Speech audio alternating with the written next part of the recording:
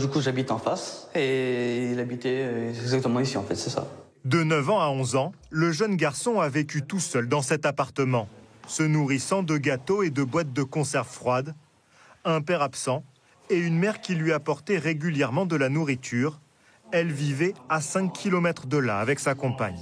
Moi, c'était normal. Sa maman l'attendait chez lui et normalement, quoi, en fait. Moi, je me doutais pas qu'il était tout seul chez lui. Mais d'autres voisins qui ont souhaité rester anonymes avaient fini par comprendre la situation.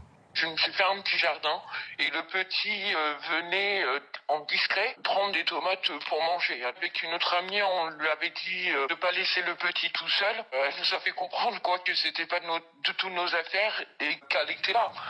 Pendant 2 ans, le garçon continue d'aller à l'école à quelques centaines de mètres de chez lui.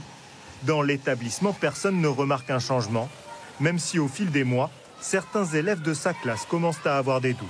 Il disait à des camarades qu'il mangeait tout seul et qu'il prenait le bus tout seul. Il sortait pas, il restait chez lui.